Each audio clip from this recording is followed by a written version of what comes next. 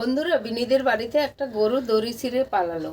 শেষ পর্যন্ত কি হয় ভিডিওটা স্কিপ না করে পুরোটাই দেখে নিও। জানিস বোন, রাত্রবেলা এখন খুব ঠান্ডা পড়েছে। আমি রাত্রে তাও যত কষ্টই হোক রান্না করা হয়ে গেলে আমি সব বাসন মেজে রেখে দিই, কারণ ভোরবেলা উঠে আমি একদম ঠান্ডা জলে হাত দিতে পারি না। আবার তুই তো জানিস তোর জামাইবাবু এখন এমনই একটা কাজে যায়, ভোরবেলা উঠে আমার প্রতিদিন রান্না করতে হয়। রান্না শেষ করি ও খেয়ে দিয়ে বেরিয়ে যায়। বোন, জানিস তো এখন কি ঠান্ডা পড়েছে। আমার তো খুব ঠান্ডা শীত করছে। তুই তো তাও ফুল জামা পরেছিস, আমিও অবশ্য পরেছি, কিন্তু সোয়েটার পরতে না একদম ভুলে গেছি। চল, গোয়ালবাড়ির ওখানে না খুব রোদ পড়ে সকালে, আমরা দুজন ওখানে গিয়ে রোদ খাই, চল।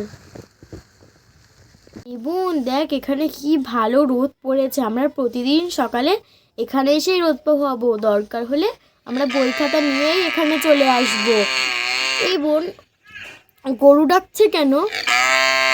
এই তো এখানে একটা দড়ি পড়ে আছে। এই রোশনি দিদি দেখ, আর একটা গরু মনে হয় দড়ি ছিঁড়ে পালিয়েছে। একটা গরু তো দেখতে পাচ্ছি এখানে। ওই গরুটা না হেভি বদমাশ, জানিস? ওর কাছে আমি ভয়ে যাই না, ও কাছে গেলে গুতাতে আসে। চল চল, বাড়ি গিয়ে আগে মাকে বলি গরু পালিয়েছে। চল চল চল, ঘরের দিকে যাই।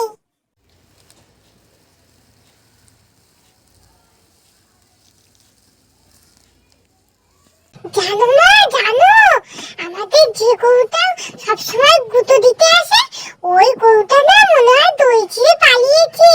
আর একটা গরু কি জোরে জোরে ডাকছিল। আমি আর রশ্মি দিদি আওয়াজ শুনে গিয়ে দেখি একটা গরু আছে আর একটা গরু নেই, দই ছিঁড়ে মনে হয় পালিয়েছে। বাবা রে, ওই গরুটা তো গুতায়, কাউকে যদি গুতিয়ে দেয় মা। চলো চলো তোমরা সবাই, দেখো একটা গরু কোথায় গেল। জানিস বোন, ওর বাবা বাড়িতে নেই, গরুটাকে কোথায় খুঁজতে যাব আমি এখন। চল, তুই এত ভয় পাচ্ছিস কেন? আমি তো আছি। আমি আর তুই একসঙ্গে গিয়ে দুই বোনের ঠিক খুঁজে বের করবো, আমি ধরতে পারবো। এবিনি, ওটা মনে হয় তোদেরই গরু। আমরা কখন দিয়ে মাঠে বসে আছি, যে গরুটা কখন যাবে, কাছে গেলেই শুধু গুতাতে আসছে। হ্যাঁ রে পূজা, এটা তো আমাদেরই গরু। আমরা তো ওকে খুঁজতে খুঁজতে এখানে চলে আসলাম, কিন্তু কি করবো বল, আমার তো গরুটা কাছে যেতে খুব ভয় লাগে। গরুটা শুধু গুতাতে আসে। একটা কাজ করলে হয় না, আমরা সবাই মিলে গরুটাকে ধরার চেষ্টা করি, দেখি তারপর কি হয়। চল, আমরা সবাই মিলে গিয়ে গরুটাকে ধরি।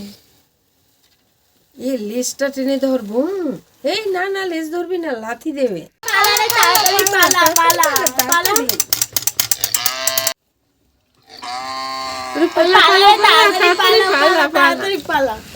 কিরে, তোরা সবাই এখানে দাঁড়িয়ে আছিস, তোরা খেলা করছিস না কেন? আজকের কি হলো, সবাই এখানে চুপচাপ দাঁড়িয়ে আছিস? না রে শুভ, বিনিদের গরুটা না দড়ি ছিঁড়ে মাঠে চলে এসেছে। আমরা ওকে ধরার অনেকই চেষ্টা করছিলাম, দুইবার গিয়ে তাড়া খেয়ে চলে এসেছি। যখনই সামনে যাচ্ছে তখনই গরুটা গুতানোর জন্য সামনে চলে আসছে, তাই জন্য আমরা এখানে চুপচাপ দাঁড়িয়ে আছি। শুভ, তুই একটু আমাদের গরুটাকে ধরে নিয়ে আয় না। আমি? হ্যাঁ হ্যাঁ, এইসব গরু আমার কাছে কোনো ব্যাপার না। আমাদের একটা গরু ছিল, আমি কখনো ভয় পেতাম না। একদিন আমাদের গরুটাকে না এক চড় মেরেছি, গরুটা একদম শুয়ে পড়েছে। হ্যাঁ হ্যাঁ, আমরা তো জানি, তুই তো এক গরুটাকে চর্মের উপর শুয়েই দিলি। আমাদের গরুটাকেই তাও একটু ধরে নিয়ে আয় না। ঠিক আছে, আমি যাব আর চলে আসবো, দেখবি ঠিক ধরে আছে, নিয়ে যা আসছি। যা। এই তো ধরেছি, তোকে আর ছাড়বো না, আমি ঠিক ধরে নিয়ে চলে যাব তোকে। এই শুভ, তুই কিন্তু গরুটার সঙ্গে একদম ছাড়বি না, ছাড়লেই কিন্তু ও দৌড়াবে, আর দৌড়ালে কিন্তু এমন পালাবে, তুই কিন্তু আর ওকে ধরতেই পারবি না। একদম ছাড়বি না, ধরেই থাকবি তুই। না না, আমার সঙ্গে পারবে না, আমি ধরেছি ধরেছি। হ্যাঁ, ধরেই থাকবি। তোরা খোঁজ খোঁজ শুভকে, শুভ কোথায় গেল? আমি কিন্তু দেখেছি গরুটা শুভকে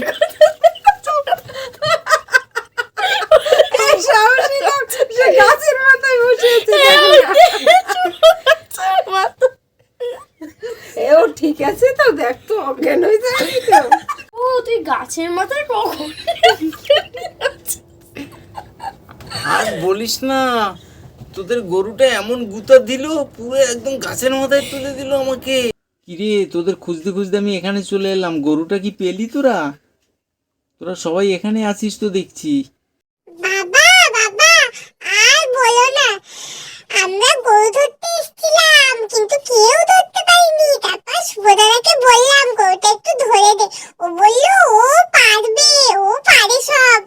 আমি বললাম যে যেতে হবে না, কিন্তু বললো না সব পারে। দেখো এবার শুভদাদাকে গরুটা এমন গুতো মেরেছে, একদম শুভদাদা গাছের মাথায় উঠে গেছে, আর নামতেও পারছে না। শুভ আয় আয়, আমি তোকে নিয়ে নিচে নামছি। তোর লাগেনি তো কোথাও?